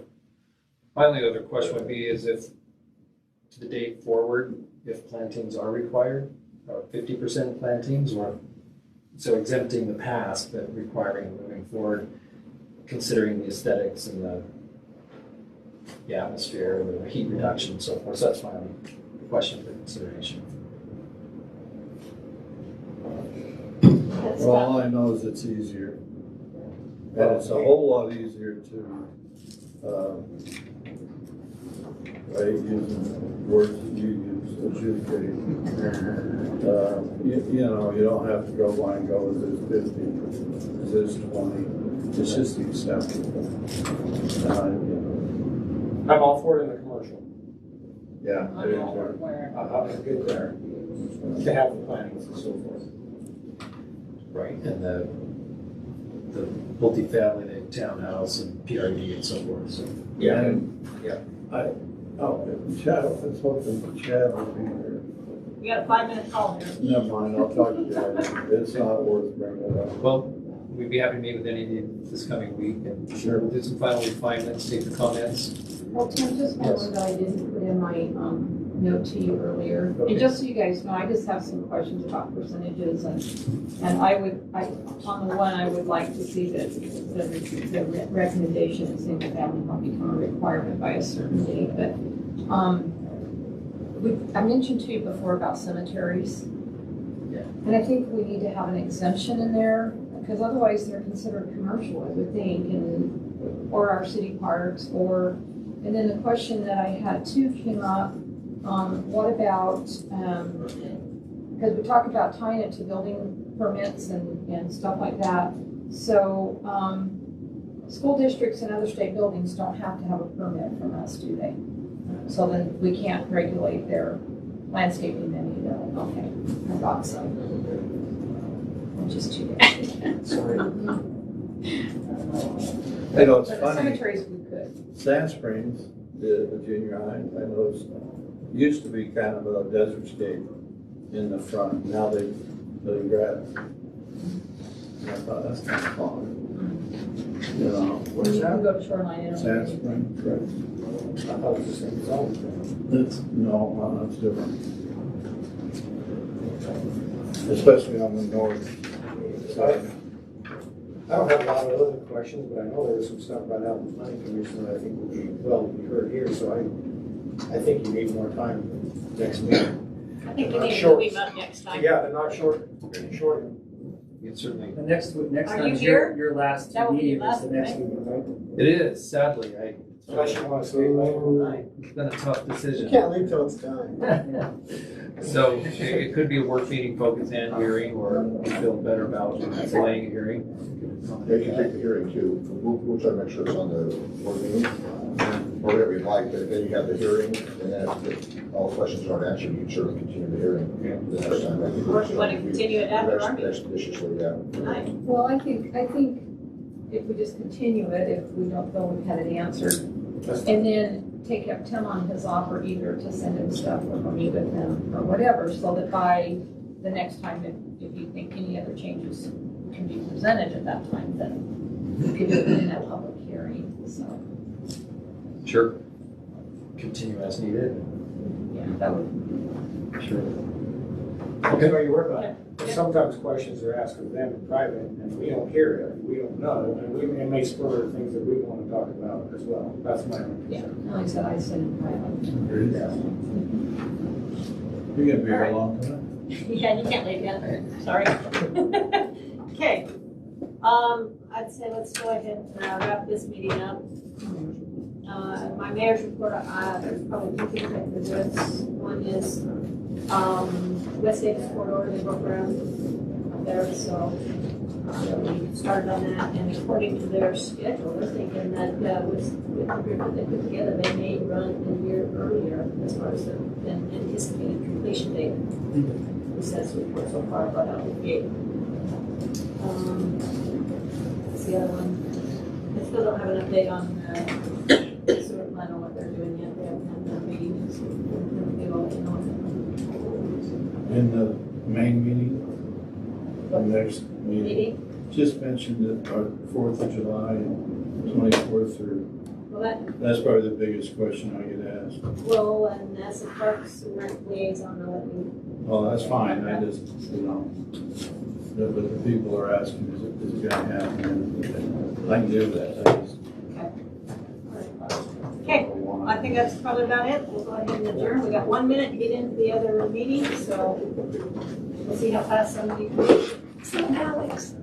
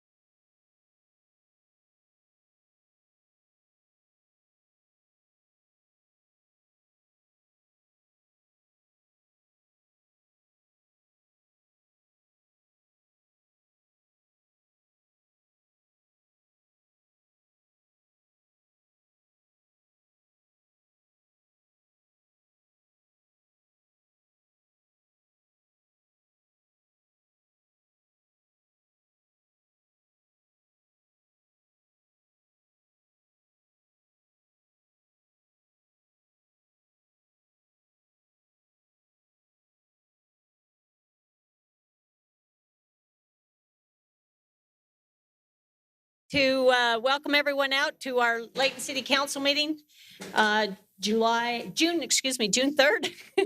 The start time is 7:03. Those in the audience would like to welcome you here tonight as well. We'll go ahead and start our meeting out with a prayer and a pledge, which is going to be offered by Council Member Morris. Please rise and repeat the Pledge of Allegiance after me. I pledge allegiance to the flag of the United States of America and to the republic for which it stands, one nation, under God, indivisible, with liberty and justice for all.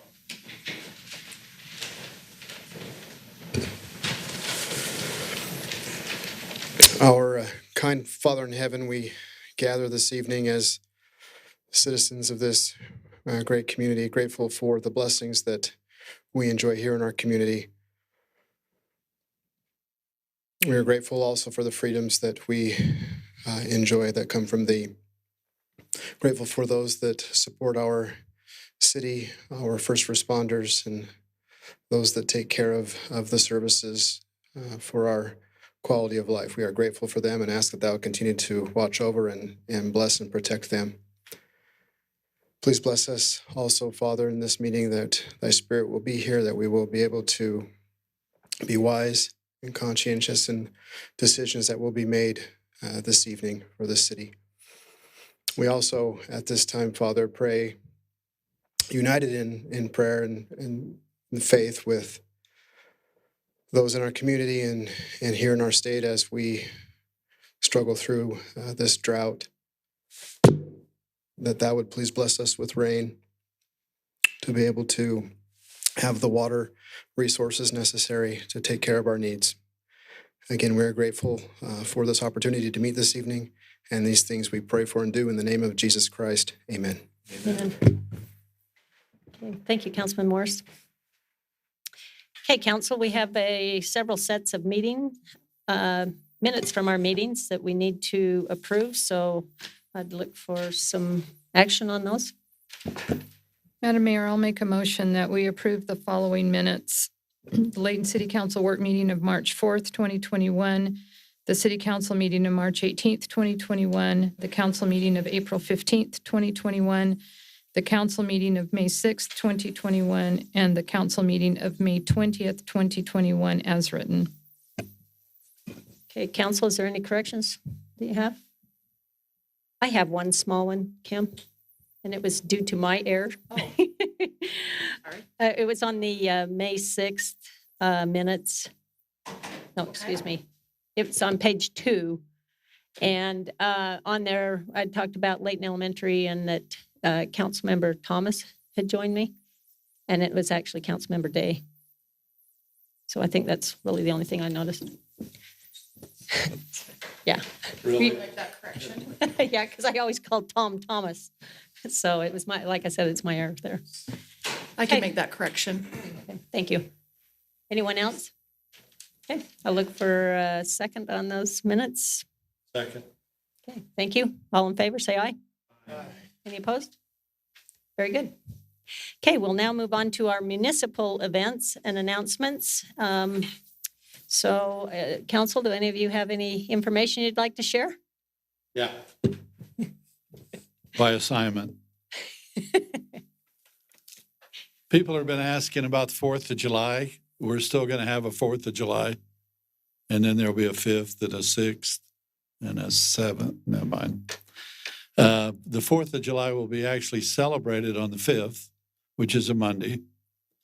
On Sunday, we have Voices of Liberty, which is in the amphitheater at 7 o'clock. And we bring up our hometown heroes.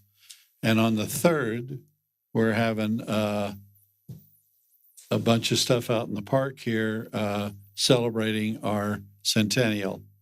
So you get 3 days of fun, or 2 or 1, whatever you want to do. But just be aware that if you miss the fireworks this year, you'll probably miss the best fireworks ever, because we're throwing together the centennial, the last year's, this year's. So there'll probably be at least 3 or 4 minutes of fireworks. So other than that, I think we'll be fine. Okay, thank you. Anyone else have anything we want to report?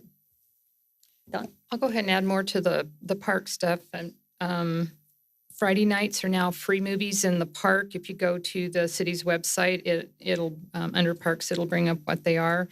And then the Arts Council has on Sunday night as well free family concerts. And the nice thing about the concerts this year on Sunday night, is my understanding is they're all acts that have not previously been here before. So that's exciting. We get to, I'll miss some of the old ones, but it'll be nice to see new talent.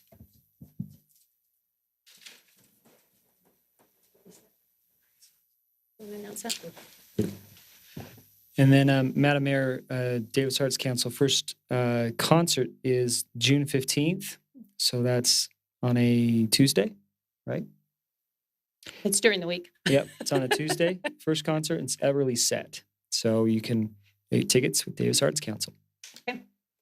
And then one other thing that I think that some folks might be interested in is, in the past they've had the Sounds of Freedom car show. And this year they are going to continue with that. It will be a one-day event, and it will be just prior to Father's Day. So it'll be June 15th. So, excuse me. Saturday. It's a Saturday, the 19th, yes. So that will take place as well. So, and one last thing. This whole month is basically Adopt a Pet Month from the Davis County Animal Shelter. So anyone who would be interested in maybe adopting a pet, they have plenty of them up there. They also have a program where you could go up and take an animal out for a walk just to kind of help get them exercised. So I'd highly encourage anyone, if you're looking for activities for your kids or curious about adopting a pet, that's they have that going on, and they're waiving some of the fees, I think. Okay, that's all I have. Anybody else? Okay, thank you. We'll then go on to our verbal petition. And, where's I left it in the other room. Thanks. We do actually have one verbal petition this month, which I think is a very, I guess, it's something that we all need to be aware of and help participate in, and it's on post-traumatic stress disorder. So I'll go ahead and read that proclamation. Whereas post-traumatic stress syndrome, or PTSD, impacts millions of people from all walks of life, including members of military, first responders, victims of crimes, and others exposed to overwhelming, stressful life experiences. And whereas the National Care for Post-Traumatic Stress Disorder has designated June as PTSD Awareness Month. And whereas the designation brings this issue to our collective attention, facilitating awareness of the availability of treatment and other resources. And whereas PTSD is treatable, bringing hope to those suffering from this disorder, that peace in their lives can again be realistic. And whereas our cognizance of the disorder will enable us to be more mindful of those around us who may be suffering from this disorder unknowingly, and are sharing the treatability of this disorder may help them rediscover their better selves. And whereas being aware of whether we are experiencing any of these symptoms or having lost interest or having become emotionally numb or similar feelings, the addressing of which we ensure our health and well-being. And whereas, in addition to this awareness this month, let us consciously be mindful of and helpful to those among us struggling with this disorder to provide this encouraging message of hope. Now, therefore, be it resolved, I, Joy Petrel, Mayor of Layton City, along with the Layton City Council, do hereby proclaim June 2021 as Layton City's PSD Awareness Month. Thank you.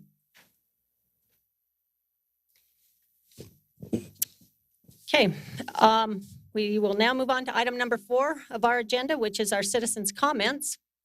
Anyone who would wish to make a comment, please come up to the podium, state your name and address for the record, and we'll be happy to hear from you.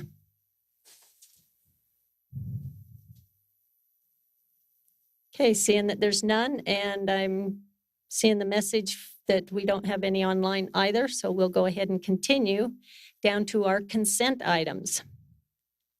So our first consent item will be presented by Mr. Gary Crane, which is a resolution 21-19. Repeal. A repeal, yes. Let me just move forward. So, as you're aware, there are a number of cities in the county involved in the paramedic agreement. And so each of those cities had to sign off on the paramedic agreement. And there were two changes that were actually made by the county, and they're positive changes. The first change was that the county agreed to pay for the services, for additional services that before the contractor agreement actually kicks in. They're going to go ahead and use some of the federal money that seems to be raining from the skies these days to actually pick up some of that difference. And the other was just a change of the date, in the contract, just because of the time period it's actually taken to actually put this whole thing together. But other than that, everything else remains the same. I think I'm getting probably a nod from the city manager. I think we're good with all the other cities, and all the other provisions of the agreement remain the same, except for those two. And they're good changes. One just simply changes the date, and the other one actually provides us with more funding to make up the difference. And it's considerable. I can't remember the total amount. Alex probably knows how much that is. But anyway, so those are the two changes that would be made in the agreement. So essentially, it's the same agreement, and staff would recommend approval of that agreement. Okay. Council, do you have any questions or need further clarification on this? Okay. Well, thank you, Gary. Let's go ahead and move on then to item number B, which is a bid award regarding the fire station, and I'll have our fire chief, Mr. Kevin Ward, present to us. Thank you, Mayor. Mayor and Council, this is a very exciting day for Layton City and for our fire department as I bring to you Resolution 21-27. This is a bid award to Hogan and Associates Construction for construction of Fire Station 54 at 1325 North Valley View Drive.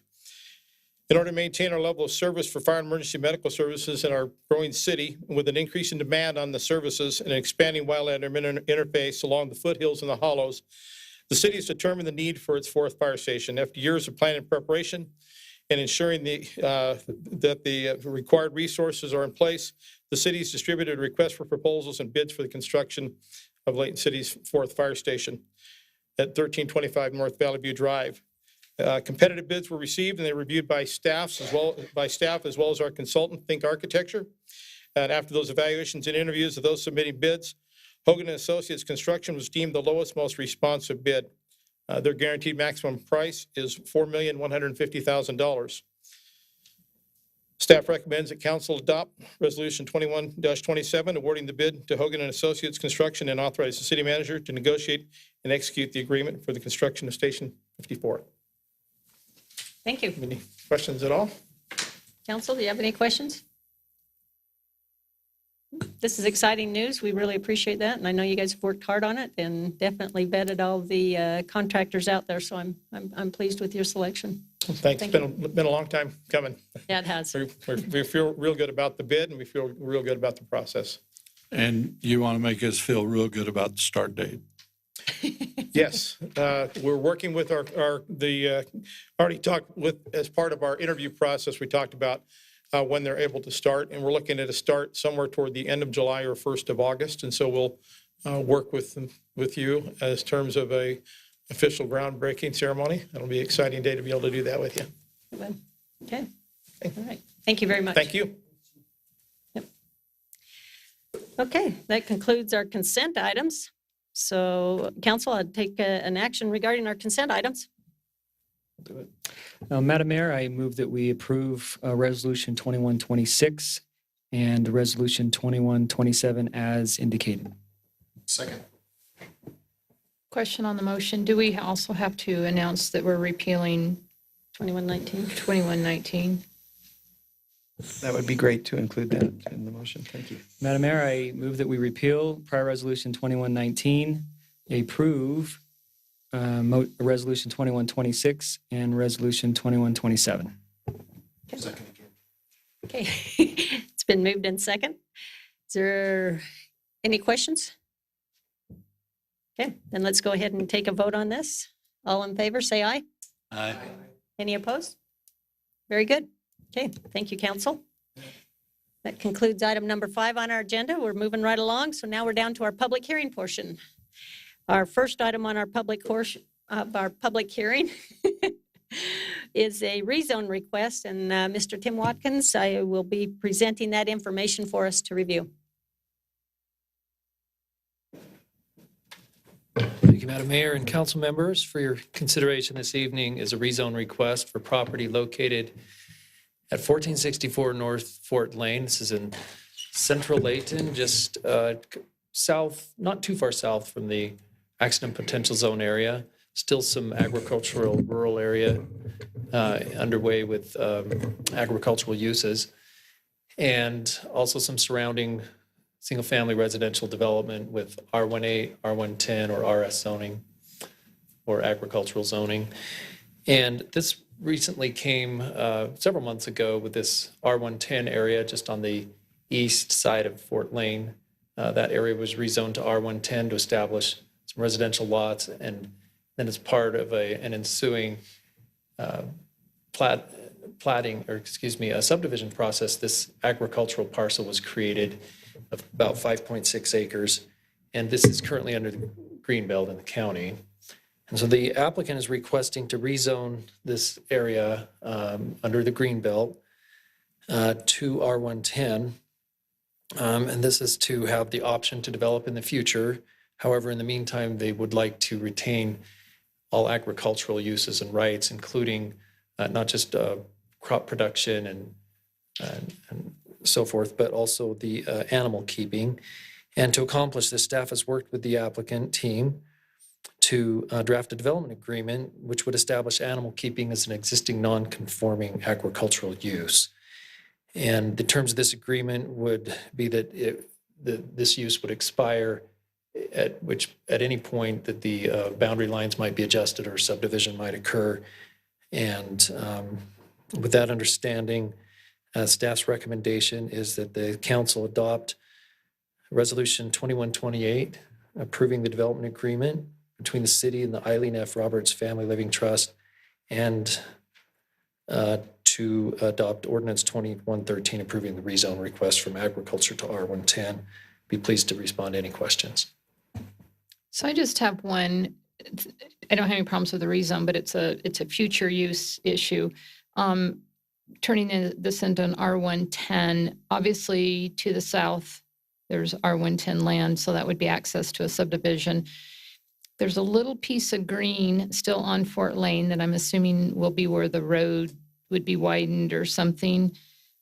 How does that little piece get utilized for an entrance into the subdivision if this develops? Thank you for the question. And I think what the amended zone map will actually reflect is the application of the zone district to include public right-of-way to the center line of the public right-of-way. May? Mm-hmm.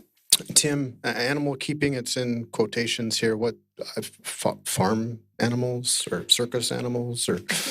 Correct. So that would be the 1 horse or cow per acre, or I think it was 7 smaller animals. So like sheep? Sheep, and yeah. And they Because there are sheep on the other side. On the property. Okay, does that need to be, because we have different, in the ordinances just for farm animals, and should that be part of this agreement, or it's just understood that it's farm animals when it says animal keeping? And animal keeping is defined as, and referred to in the code as the farm animals. Okay, Yep. okay, So thank you. It's consistent with that standard. And I did fail to mention the applicant is Kenneth Jepson and family members representing the application. Any other questions? Okay, seeing that there's none, I'll look for a motion to open our public hearing. So moved. Okay, this is a public hearing, so we'll now be willing to take any comments or concerns from the residents regarding the rezone request on 1464 North Fort Lane.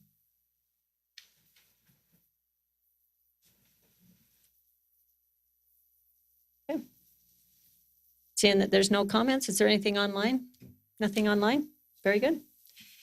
Okay, I think I've set the standard here, and I'd like to continue then that we deal with each of our public hearings separately. So I'll look for a motion to close this public hearing regarding this rezone request. Madam Mayor, I'll make a motion that we close the public hearing. Do you want me to go ahead and do the motion as well? Sure. And then I make a motion that we approve the rezone request for 1464 North Fort Lane, rezoning the property from agriculture to R110. With the mention of the agreement with the existing landowners. Okay, thank you. Is there a second? Yeah, I'll second it. Okay, it's been moved in second. Being that this is a public hearing, I'll go ahead and take a roll call vote. Mayor, did that motion include approval of the resolution? No, she did not. I list the rezone and all the property, but I failed to mention resolution 2128. Thank you, Kim. Okay, so she just mentioned it. Is that good for Actually, your record? It's ordinance 21-13 and resolution 2128. Okay. Okay, thank you. So, council, I'll go ahead and take a roll call vote on this. We'll start out with Councilmember Thomas. You sure that's the right one? Councilmember Dave Thomas. Yes. How about Councilmember Thomas as in Tom Day? Yes. Okay, Councilmember Morris? Aye. Councilman Bloxham? Aye. And Councilmember Fitzpatrick? Aye. Okay, that's unanimous. Thank you. Okay, we'll go ahead and move on to item number B, which is again a public hearing regarding our budget. And we'll have Mr. Tracy Probert go ahead and present that information to us. Okay, that's fine.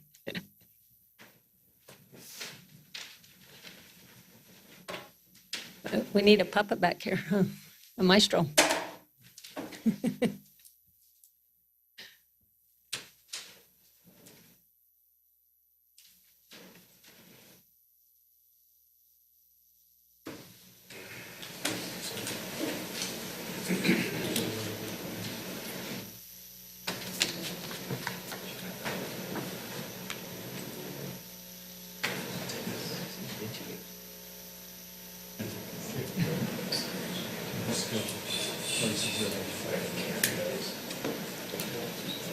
Apologize, Mayor, members of the council. Should have that. Oh, and then it disappeared. Can you check on that for me, Tim? Yeah. Oh, yeah. Trying to deal with reading glasses and a screen there. Must hit the wrong button. Okay, Mayor, members of the council, tonight we're here to hold a public hearing on the fiscal year 2021-2022 budget. It's not the intention to adopt the ordinance tonight, simply to accept public comment. As part of that, I've just run briefly through a timeline. It is proposed in the budget to have a tax increase related to paramedic service. The county, based on the contract that Mr. Crane had mentioned, intends to discontinue paramedic service in December of 2022. And so they will drop their paramedic tax levy on all properties within the county. And this tax increase that we're required to treat it as a tax increase because we will pick that levy up on the city tax rate. So property owners will see a net zero effect in Layton City. But still, we have to go through a truth in taxation process by state law. So our timeline to do that is that on the 17th, we will adopt a tentative budget, which will finalize everything in the budget except for the property tax rate and things that are affected by the property tax rate. It's proposed that in the July utility bills, which would be approximately July 8th, delivered to residents and property owners sometime after that, that we put an education piece in there to educate the public as far as why this property tax increase is happening, and that it, in fact, on their bill, it is a net zero effect. And we'll educate them in that piece and also make them aware of a public hearing on August 5th. The county will then publish 2 times combined advertisements with all of the entities that will have tax increases, which as of a meeting 2 days ago, there are 13 entities in the county that are going to have tax increases. Most of those are related to this paramedic issue. They'll publish that twice. We will also publish an notice in the paper on August 1st, advertising our public hearing for August 5th. Depending on what kind of comments we get, we can finalize everything, budget and tax rate and so forth on August 5th, or if you'd like to continue that to August 19th, we can do that. As far as our public hearing this evening, depending on what comments are received, we can close this public hearing, or we can continue that to our meeting on the 17th, I believe it is. So that will be up to you, but my recommendation is that we would open a public hearing at this time. Okay. Any questions, council? Tracy, I just have a couple. So the county, when they send out the July valuation notices, it'll usually have a proposed budget. Will that line item be removed from that budget? No, what it will include what we propose the budget to be. For the city? For the city. So the yes. paramedic will then, that percentage will show under the city, and the line item that shows current paramedic services will no longer be on that valuation? Paramedic service will either no longer be there or will be zero. Okay. Because I think they do some comparative years, so it should go to zero, and then ours will just be whatever it is. Now, it won't distinguish that we're picking up this paramedic piece. It will just be that our city levy is increasing. Okay. And you mentioned that the county's going to do some advertisement and educational pieces as well to kind of help everyone understand what the purpose of this. I believe they will be doing that. Okay, thank you. Okay, council, any other questions? Okay, I'll entertain a motion to open up our public hearing regarding our proposed budget for fiscal year 2021-2022. Madam Mayor, make a motion that we open the public hearing. Thank you. Okay, this is now a public hearing. So anyone who wishes to speak on the subject matter, please do so. You can come up to either one of our mics, state your name and address for the record, and we'll be happy to hear from you.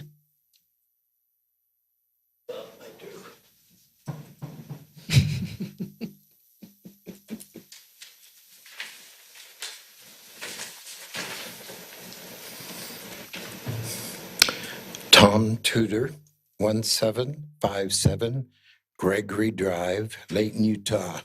Lived here 54 years. About taxes, for all of my good 600 people out in Bayview subdivision, they kind of depend upon me since I was a Layton City employee for 25 years. And I love to get involved with the people of Layton City. When this gentleman here said, whatever it might be, I don't really like those. I'm factual, I'm dedicated like the city councilmen are. I want to know that all of you will get the amount of money from your Layton citizens in their taxes. And I think that's appropriate. And I will go back and probably tell and inform about 600 to 1,000 of my friends of what is going on. Thank you very much. Thank you. Okay, any other comments? Okay, and I'm not seeing or hearing anything online either. So being that there's none, council, I'll look for a motion to close the public hearing and take action on the, actually, whether you want to leave this public hearing open or not is really the question. Yeah, no, we talked about keeping it open. You mentioned closing it, but. Yeah, and that's why I corrected myself. Okay. So. Okay. Madam Mayor, I move that we continue the public hearing until Thursday, June 17th at our next city council meeting. Second. Moved in second. This is one that I can say all. So all in favor, say aye. Aye. Any opposed? Okay, very good. So we'll keep this public hearing open until our next scheduled council meeting. That concludes our council meeting for this evening, unless anybody has any unfinished business they'd like to bring before us. Okay, seeing that there are none, I'll entertain a motion to adjourn. So moved. A second. Okay, it's been moved and second.